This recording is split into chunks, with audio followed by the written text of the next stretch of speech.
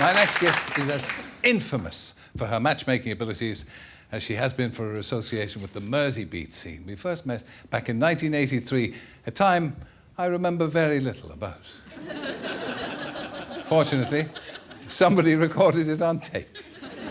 Just to show you how funny Liverpool people are, they do a phone-in thing on these radio programmes. And it's sort of first names. You have got to guess the first names. And the catchphrase is, "Gives a clue, Billy, gives a clue." That's the catchphrase, gives a clue. Well, the first name, so funny. The first name was, "All right, girl, what was Hitler's first name?" Made me laugh. This is what I remembered when Len was on before. "What was Hitler's first name?" "Oh, gives a clue, Billy, gives a clue." Back came the reply from Billy, "Oh, hey, girl, you know, I can't give you the clue. I tell you what, look, I'll play a bit of music, love, you know. Then you can ask a neighbour or something, you know, I can't give you the clue to that." So he plays a bit of music, comes back. "Have you thought about it, love?" "Yes, oh, I know now, Billy, it's all right, I know." He said, "Well, what was Hitler's first name?" She said, "Heil."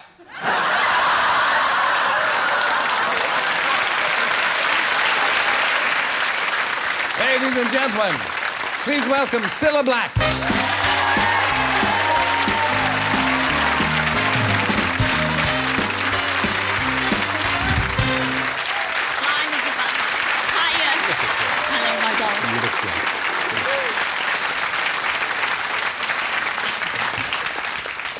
Before we start, you wouldn't fancy a jelly baby, huh? You know what? I mean, you hit it straight down the middle. I reckon I could do that. You do it a sight better than me, I'll tell you. No, you've got good style. Yeah? I love the legs.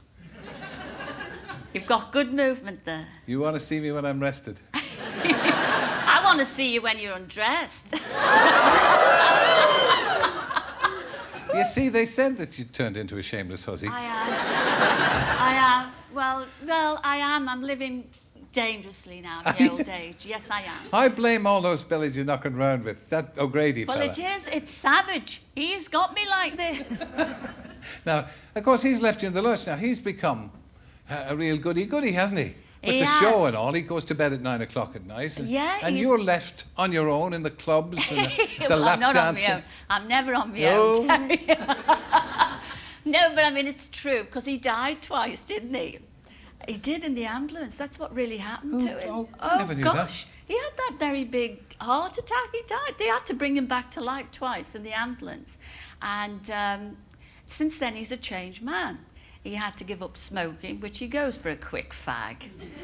In every sense of the word, he goes for a quick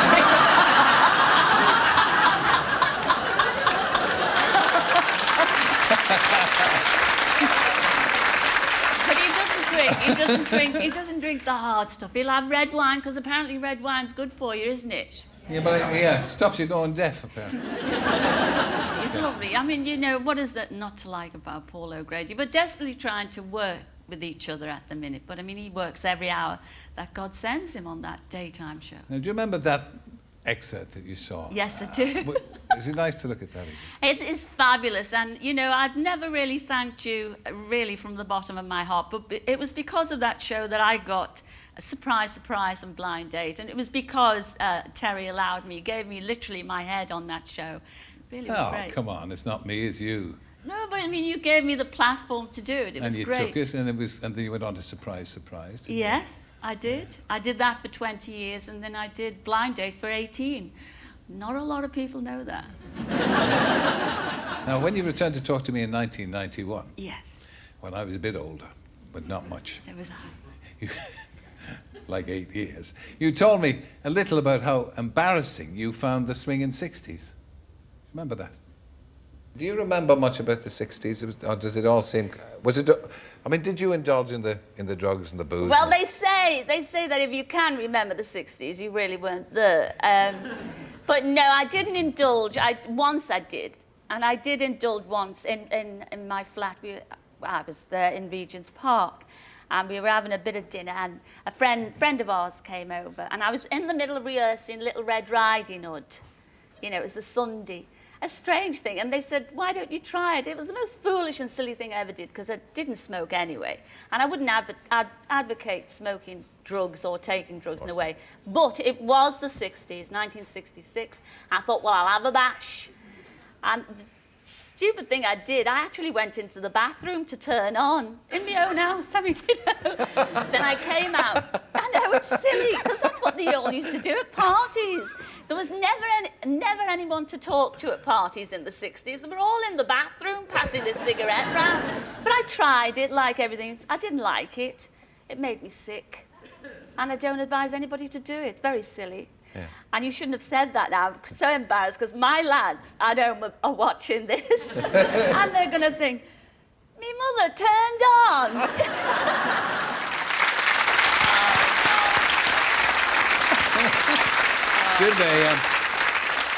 Did they mention it in passing? Oh, they did. I embarrassed them grossly. Even today, I'm the first up on the dance floor and everything when at a do.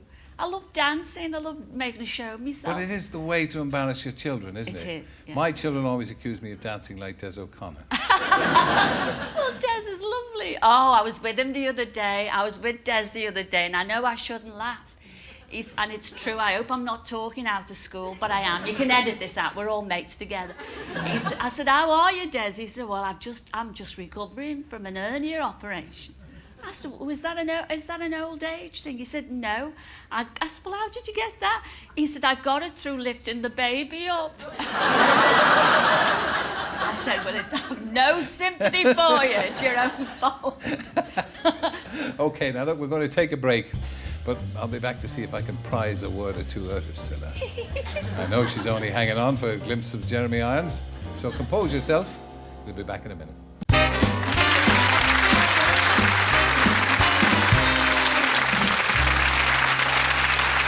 Welcome back.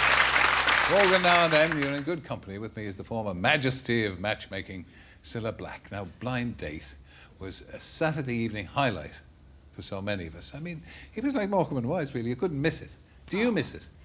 I do sometimes. I didn't miss it, you know, when I decided to have me notice it. That was a public affair, wasn't it? You just sort of... Well, I did it live on television. Yeah. It was a bit cheeky. Well, you might think it's a bit cheeky now, but I don't think I would have given up otherwise. And even on the night itself, because it was a live show, that show.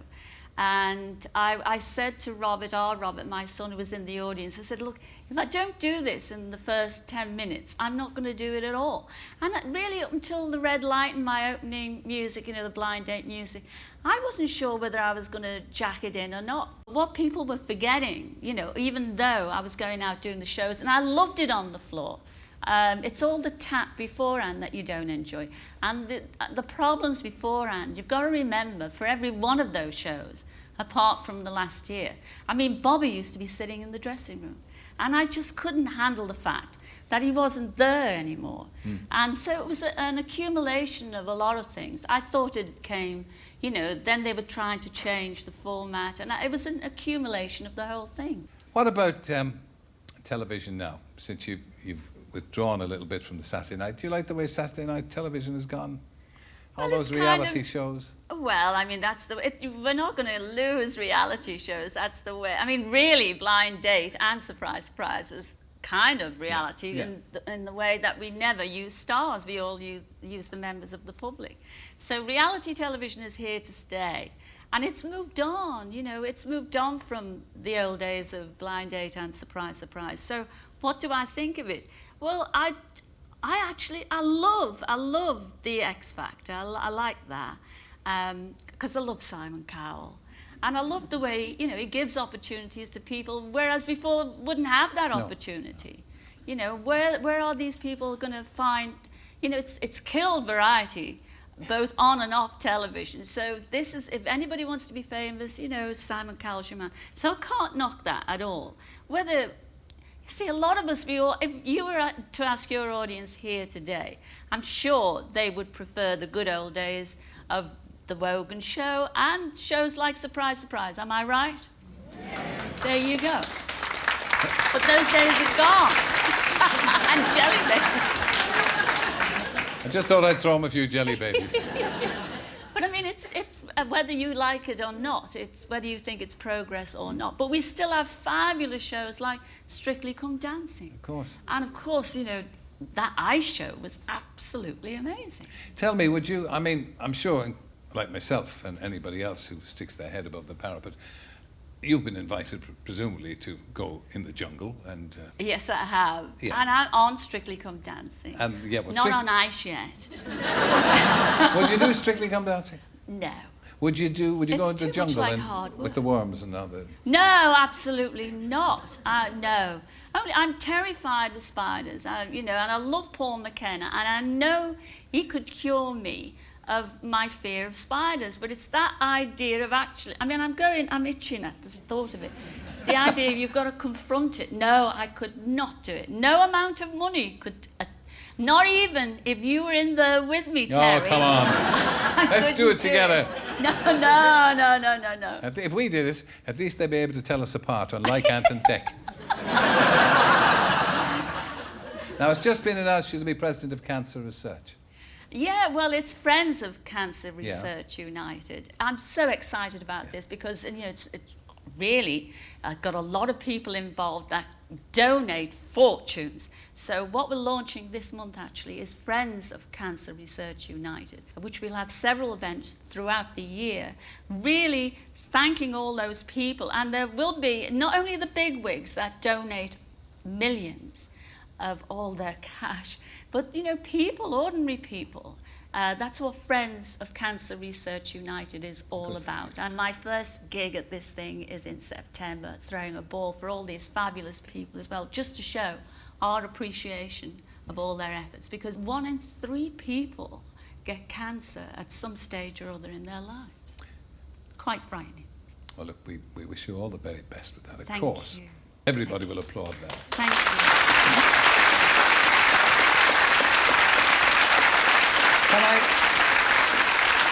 You've been such an iconic figure in light entertainment for so many years. Is it a difficult question to answer if I said how you'd like to be remembered? Well, I'm not going anywhere finished. yet. No, I'm not suggesting you're finished. Out of shot at last on your headstone. No, I'm not suggesting that. Actually, it's a funny thing that you should mention a headstone if I do get buried like that. But I've been asked this question several times before. Oh, really? And although I love, I love doing television presenting, and it's, for me, it's dead easy. I mean, Terry, let's face it, it's money for old rope, isn't it? Well, you got paid. Singing is quite hard because you have to go on the road and you have to do that performance, and the voice has got to be there night after night. And ever since the age of being 3, ladies and gentlemen, I've wanted to sing. I've always wanted to sing. So, I mean, I want to go out the same way I came in. So Leave it would singing. be, yes, here lies Cilla Black, the singer. Have you ever been tempted to reignite the singing career? No, but I keep getting asked, even today, I should be... Well, I am. I'm enormously flattered because Lloyd Webber would actually... Well, he wants me to play the Carlisle Club in New York, which is very flattering. And it's, I suppose, half of my ego says, yes, I'd love to do it. But the other half, I think, well, it'd be too much like hard work. And I always put barriers in the way. I said to Andrew, I'll do it if you play for me on the opening night. And he said, I'll do better than that. I'll write a song for you, which I thought was good. Oh, I know. He made a very old age pensioner very happy that day. He did. I thought you were going to say that Lord Lloyd Webber offered you the part of Maria in The Sound of Music. I can just see you in the habit. Just a tad, a little bit too old for that. No. I am, just a tad. Well, maybe then the part of the captain. Oh, no, yes. I've got enough, God knows, enough hair on me, Gob. I know. Look, it's never difficult to see why you've been so well loved, so beloved of the British public. It was lovely to have you with us again. Cilla Black.